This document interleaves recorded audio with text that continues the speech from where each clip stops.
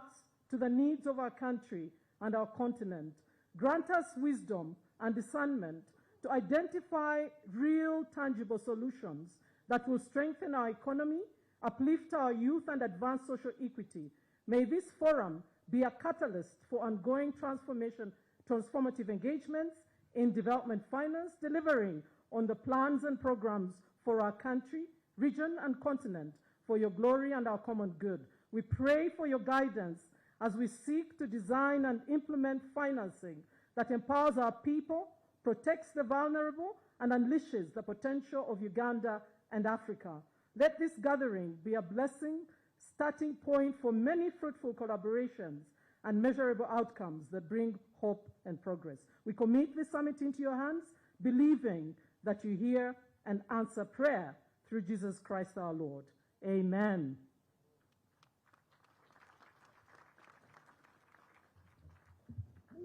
Ladies and gentlemen, kindly take your seats.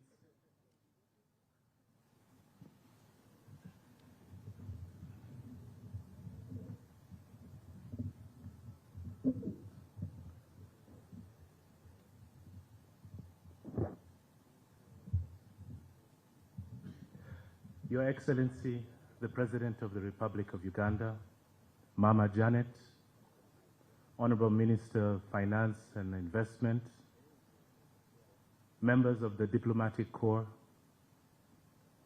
members of the Development Partner and Development Sector, captains of industry, distinguished guests, ladies and gentlemen, we'd like to welcome everybody on behalf of Uganda Development Bank to our Development Summit. It's a great pleasure to have you here, Your Excellency and Mama Janet.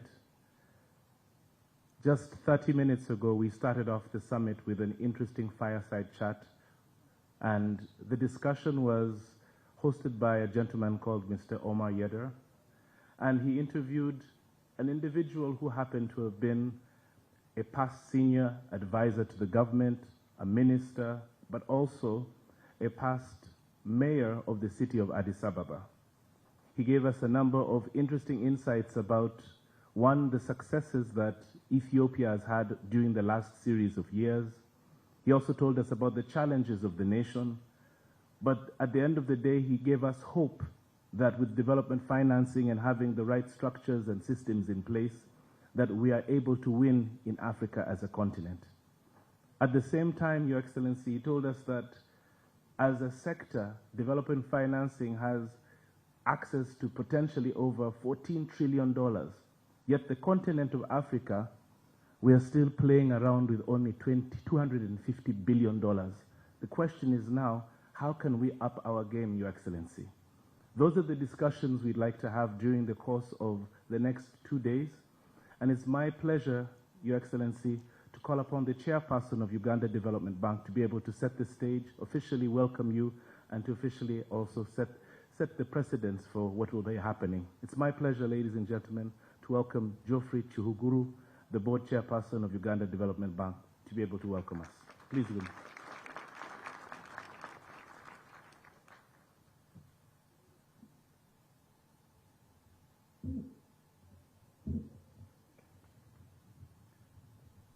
Your Excellency, the President of the Republic of Uganda, General Yoweri Kaguta Museveni and Mama Janet, the Minister of Finance, Planning and Economic Development, the Honorable Matia Kasaija, the Minister of State for Finance, Planning and Economic Development in charge of investments, Honorable Evelyn Anite, Excellencies from the Diplomatic Corps, leaders of national banks and financial institutions.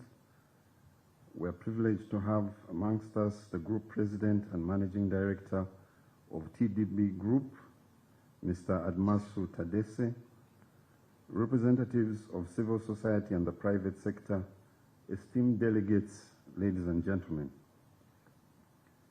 It's my profound honor to welcome you to the inaugural Uganda Development Finance Summit. This is not simply a meeting of leaders and professionals. It's a powerful demonstration that development finance is central to Africa's transformation journey. For decades, development banks have provided long-term, affordable capital, yet their true role goes beyond finance. They are thought leaders and catalysts of socio-economic transformation, creating spaces such as this summit to bring together governments, private sector, and civil society to shape inclusive and sustainable growth. Uganda Development Bank convened this summit precisely to foster such dialogue, to reflect on Africa's pressing challenges while identifying opportunities and innovative solutions that can accelerate our continent's progress. We meet at a time when the world is grappling with overlapping crises, geopolitical tensions, disrupting global value chains, lingering effects of COVID-19, and the far-reaching consequences of climate change, especially on food security and trade. At the same time, Africa faces the urgent task of creating meaningful jobs for its fast-growing youthful population. National development banks working in partnerships with other DFIs are uniquely placed to rise to this challenge. They can design innovative instruments that expand inclusion, finance underdeveloped regions, and create gender-responsive solutions. Too often, women are excluded from finance because they lack traditional collateral like land.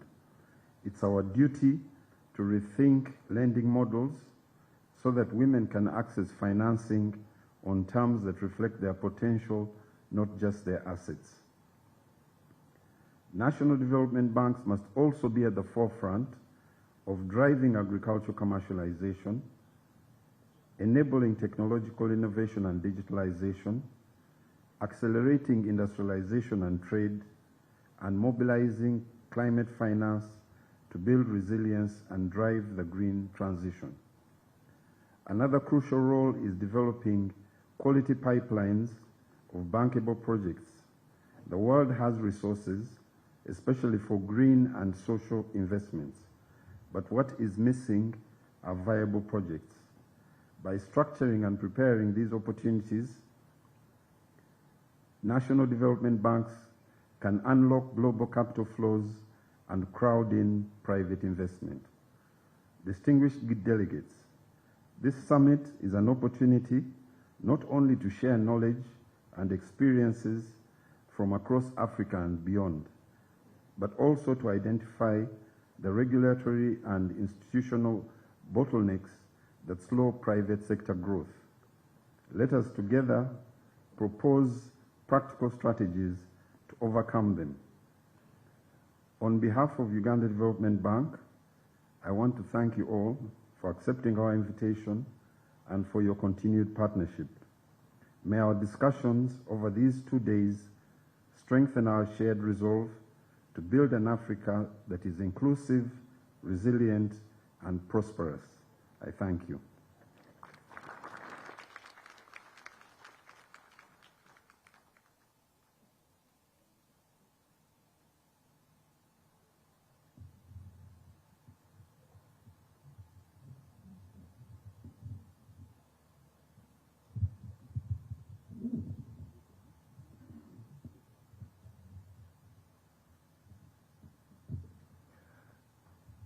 Your Excellency, the role of development banks are usually aligned to the national development plans, and the two speakers who were here initially discussed and said that it's important to have leadership that is guided and that is focused, hyper-focused on achieving goals and objectives and cannot be easily derailed. So I was guided and I felt it was only necessary for us to kindly ask our speaker, Dr. Kebe, kindly stand and say hello to His Excellency.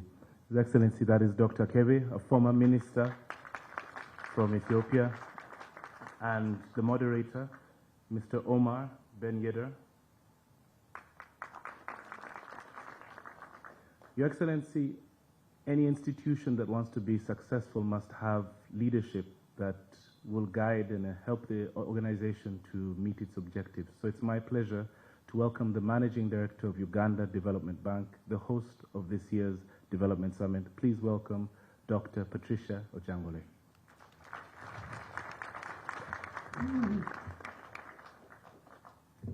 Your Excellency, the President of the Republic of Uganda, General Yoweri Kaguta Museveni, Mama Janet Kataha Museveni, Honorable Minister of Finance, Planning and Economic Development, Honorable Matia Kasaija, Honorable Minister of State for Privatization and Investment, Honorable Evelyn Anite, Excellencies from the Diplomatic Corps, our keynote speaker, Mr. Ashad Drab, Chairman of European Organization for Sustainable Development and Chairman of International Council of Sustainability Standards, leaders of continental, regional, and national development banks and financial institutions present.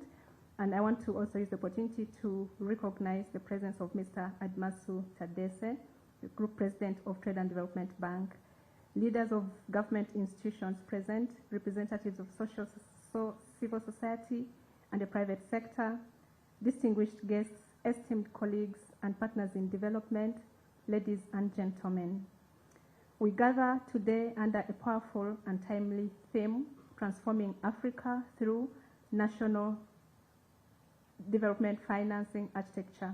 The summit is not just a meeting of minds, it is a call to action.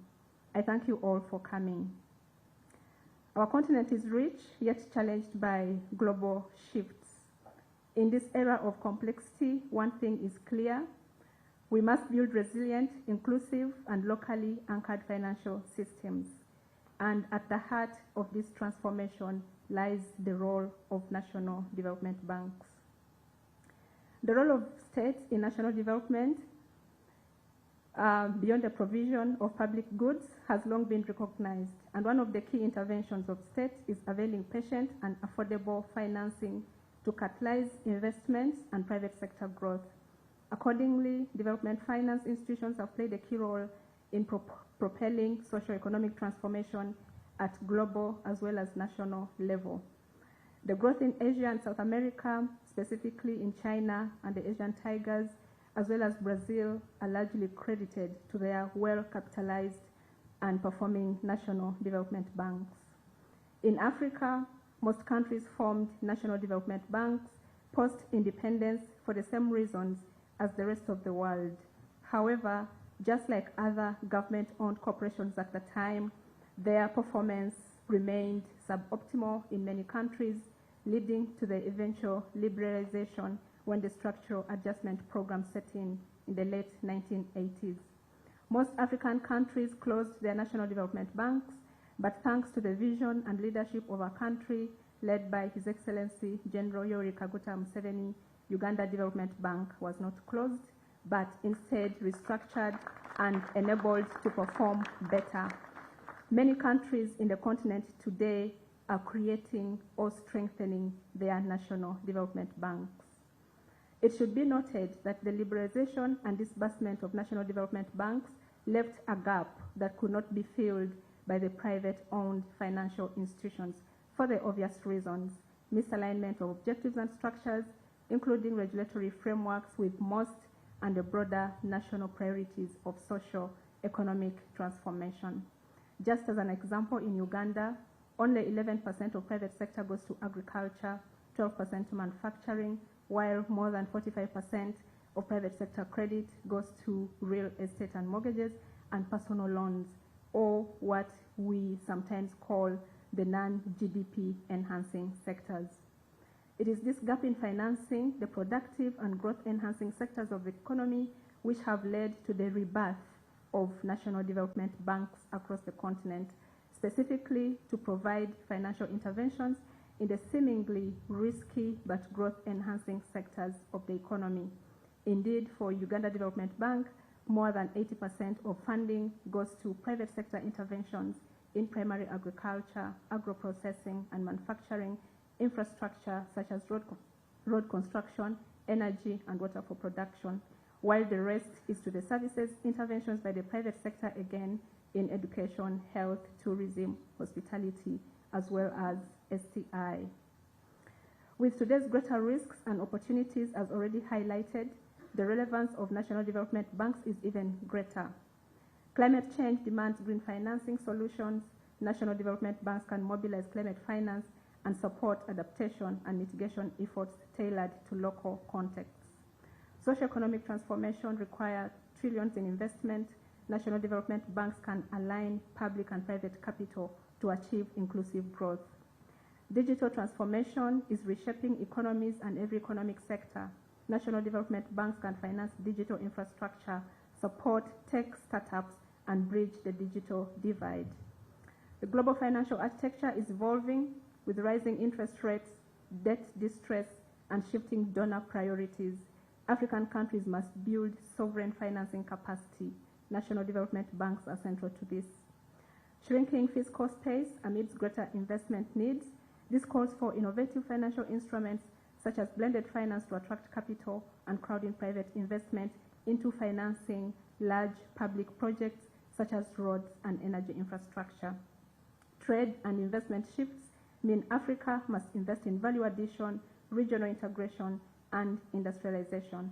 National development banks can finance these strategic sectors.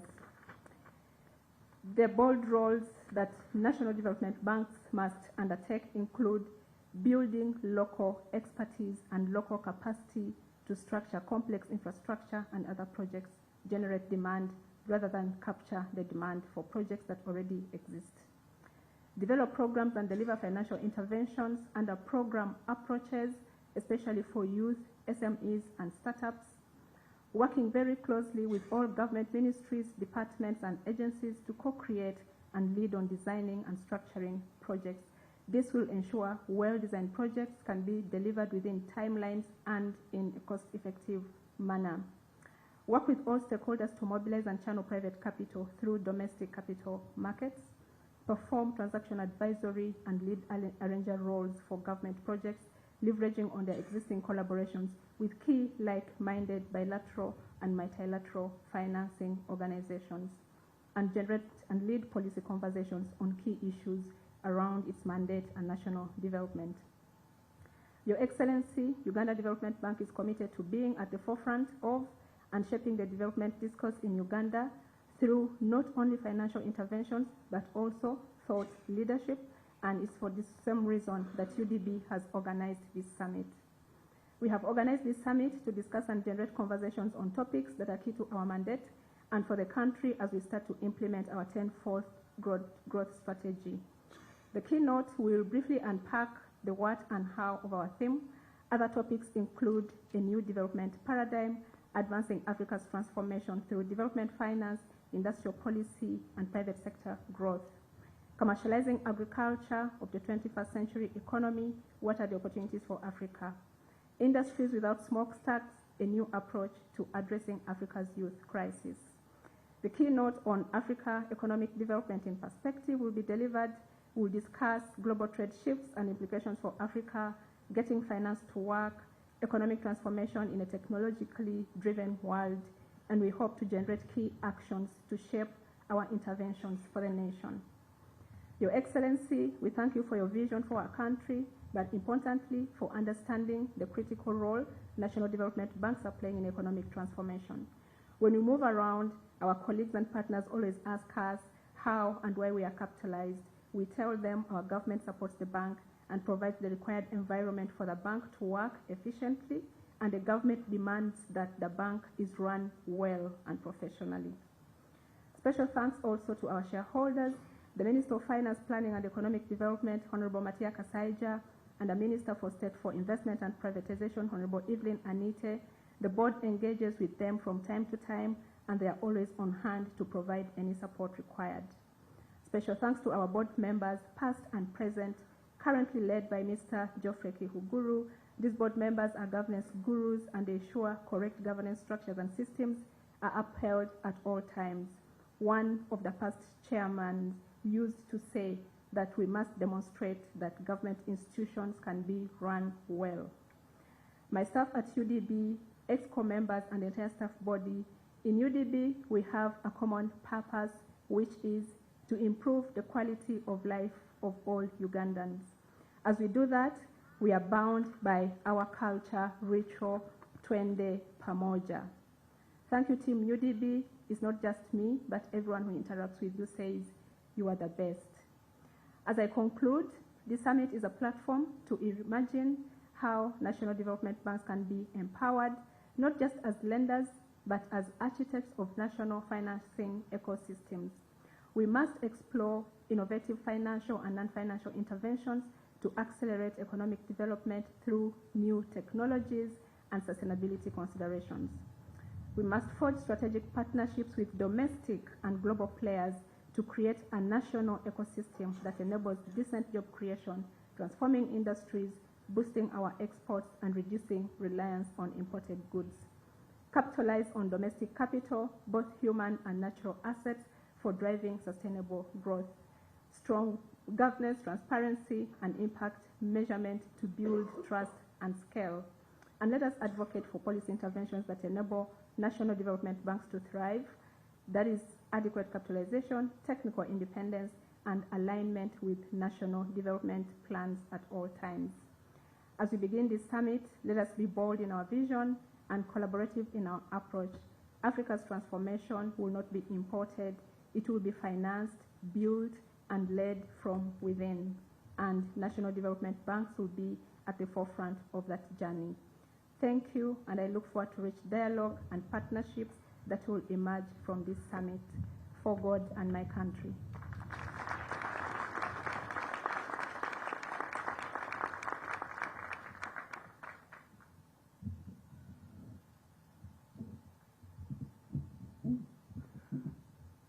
Your Excellency, Mama Janet, one of the things that the CEO managed to elucidate was the importance of partnerships and collaboration.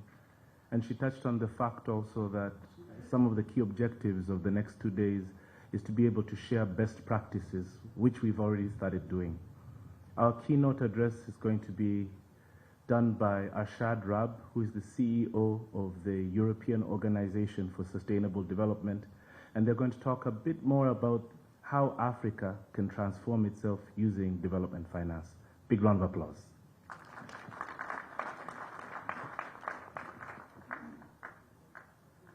Do I have time for...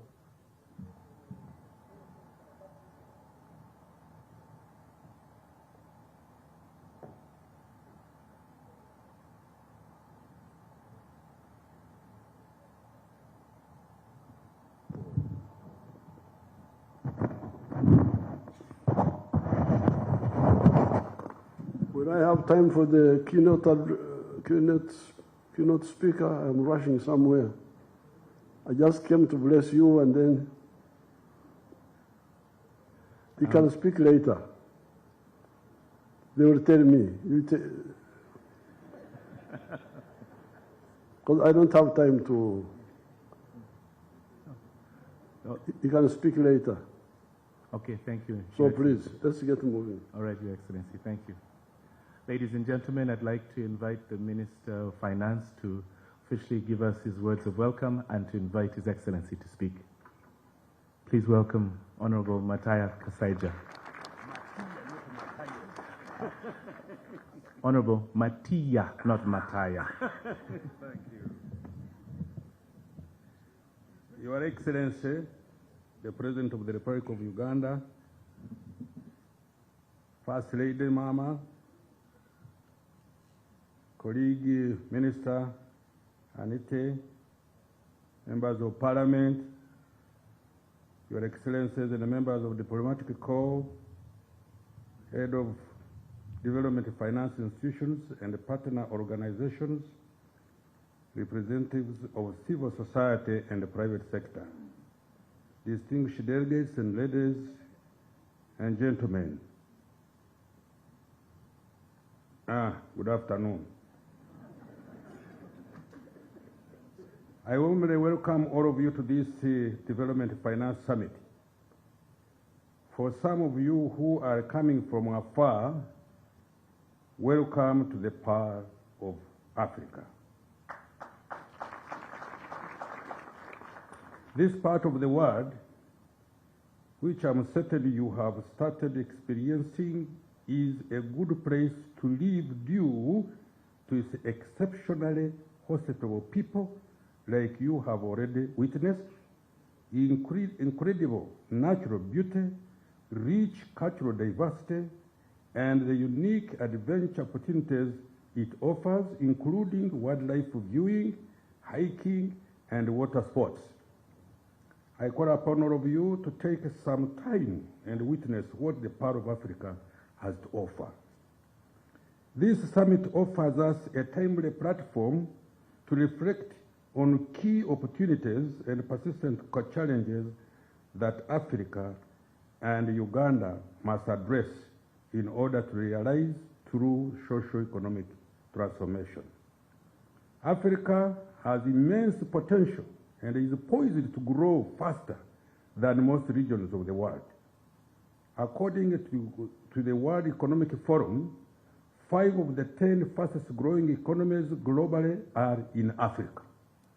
In 2024, while the world economy grew at 2.7% and advanced economies at 1.7%, Sub-Saharan Africa grew at 4.1%, and Uganda achieved 6.0 growth rate. This signifies the great opportunities African economies have to foster the economic transformation.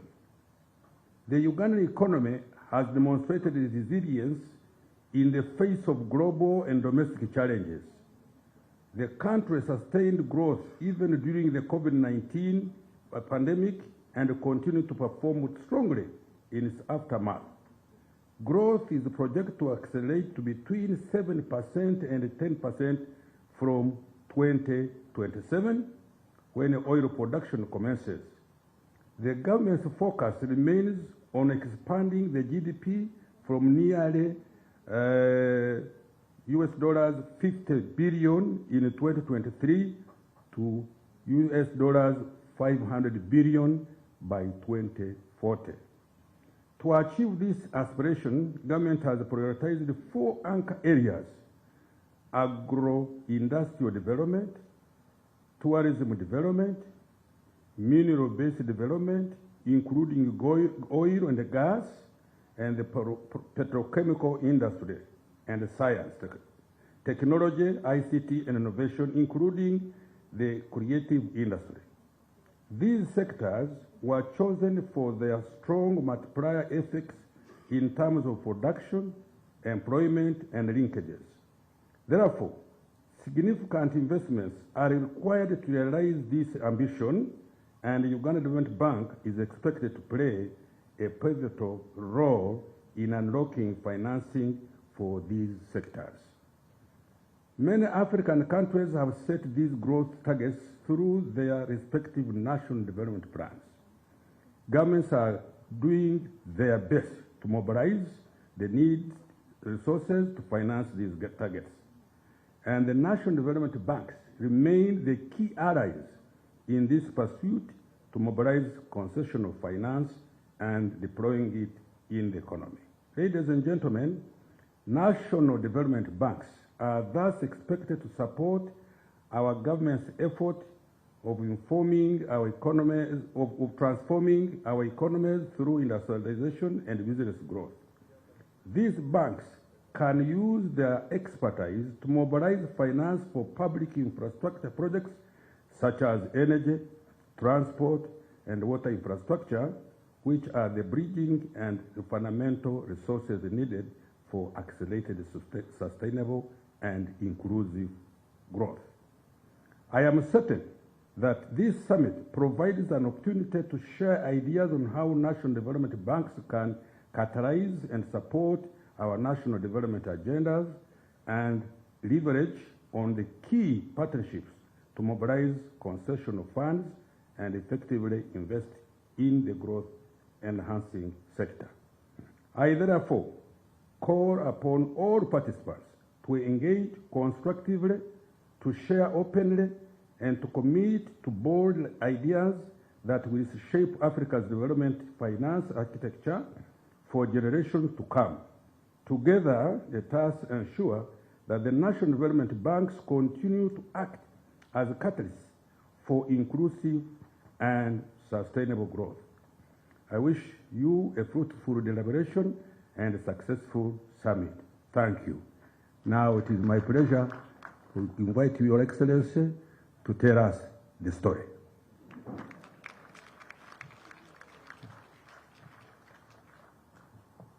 The Honorable Minister of Finance and other ministers, the management and of the UDB and the board, members of the diplomatic corps, all attendants. I'm happy you have organized this summit to discuss the issue of development financing. And I have, when I sat here and started listening, I jogged down 11 points. Point number one is what Dr. Mbawa said in her prayers, which were vision and integrity. The managers of Africa's economies must have vision and integrity. If you have those two, chances are good that you may do something. But most of the time, many of the people have neither. Neither vision and much less integrity. That's where the problem is. So this is point number one. You examine that. Vision, vision, vision. What do you want to achieve? Because the African economies at independence, like the economy of Uganda, you remember I've been telling you, was just producing a few raw materials. The 3 C's, 3 T's. 3 C's, coffee, copper, and cotton. 3 T's, tobacco, tourism, and tea as raw materials. And by 1962, it was covering only 9% of the homesteads. That small economy, that small island economy was covering only 9% of the homesteads. 91% were outside the money economy. So, if you came to manage this type of economy, what was the vision? Because remember, I've been telling you that policymakers are like doctors. You must do the understanding the disease and then get a prescription. Diagnosis. You must have the diagnosis. This is the vision we are talking about. What is the diagnosis of this society? What is their problem? In my speech recently in the NRM conference, I told you again what our analysis is. First of all, to involve the whole society into the money economy. Because Africa is 250 years behind Europe. In 1400, we were at the same level as Europe. But by the time of the French Revolution, because of the problems Africa had, Europe had metamorphosed where Africa was stagnant or even regressing. Because if you look at the French Revolution, 1789, which is 250 years ago, more or less, they already had 4 social classes: the feudalists, the middle class, the bourgeoisie, the working class, the proletariat, and the peasants. Here in Africa, in Uganda, we still had 3 classes that time: the feudalists, the artisans, and the farmers. We did not have a middle class. We did not have a skilled working class. By independence, we were worse off because the artisan class had been killed by the European imports. Because the artisan class was producing products for us. They were producing everything. In that society, there was no unemployment. The society before colonialism, there was no unemployment. There were emyoga, what I tell you, the skills, the blacksmith, the carpenter, the what. But by 1962, all these were dead. Everything was coming from outside. Hoes, pangas, plates, what? So the artisan class had died, the feudal class had died, we were only with the peasants. So this is the analysis that you should, those who say they were planning should have been looking at. And that's what we have been looking at. And that's why we said that number 1, the way we have done it, the 5 phases, which I don't want to repeat here. So this is number 1, vision, and then integrity, no corruption. So in Africa, I have seen two problems: neither vision nor corruption, no integrity. That's number 1. Number 2, if you think in the local way, you think better. Banyankole have a proverb: Gariembevo gashikire kiteme. The month of September, this one we are entering into, in our language is called Nyakanga. Nyakanga, eyangembevo munju. Okwanga is to refuse. So the month of September is the month of refusal. And what do you refuse? You should refuse that all the seeds are planted. You should have no seed in the house if you want to catch up with the season. Nyakanga is the month of when all the seeds should have been planted. But then they have a proverb. They say, Gariembevo gashikire kiteme. The teeth of the unwise. Our people used to keep seeds. They would select seeds and keep them, hang them above the fireplace so that it remains well dehydrated and no mold.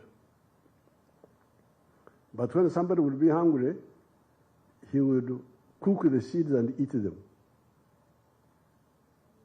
And when the time for planting, he has nothing to plant. The teeth with which he ate the seeds smiled at the garden. Kativanange nasimba chiwano. What will I plant? He laughs. So this is the problem of the African middle class. They don't understand saving. They eat the seeds. If you eat the seeds, what will you plant? It is better to be hungry and you starve yourself but not eat the seeds, plant the seeds. You need to keep the seeds whatever happens. This is the message. The teeth of the unwise eat the seeds and smile at the garden because they have nothing to plant. That is number 2, point 2. Number 3, Engumba versus Kuzara. I don't know whether these Ugandans understand these words. Engumba is a cow or a person that cannot give children. Okuzara.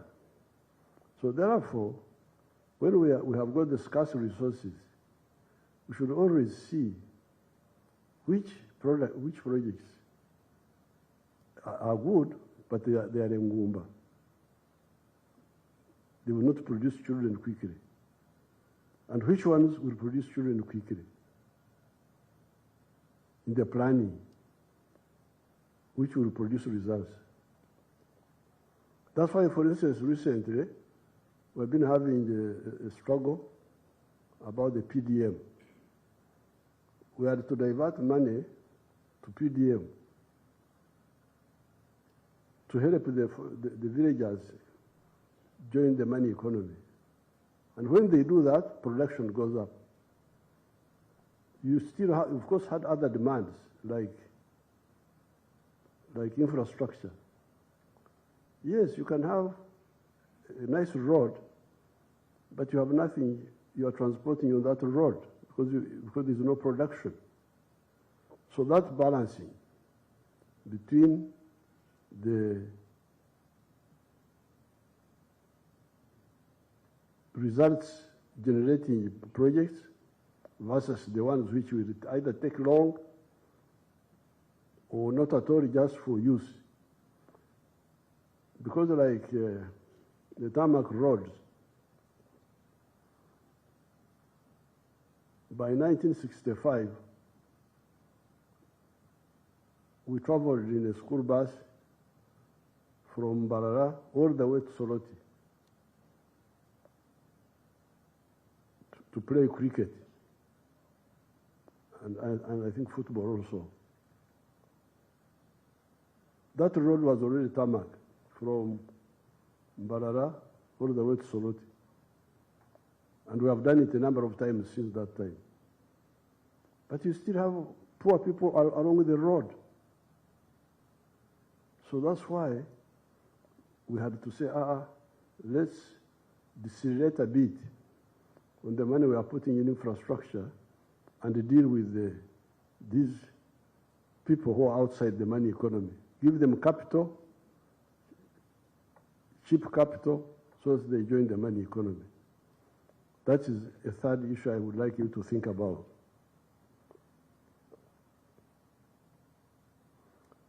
Now, when we came into government,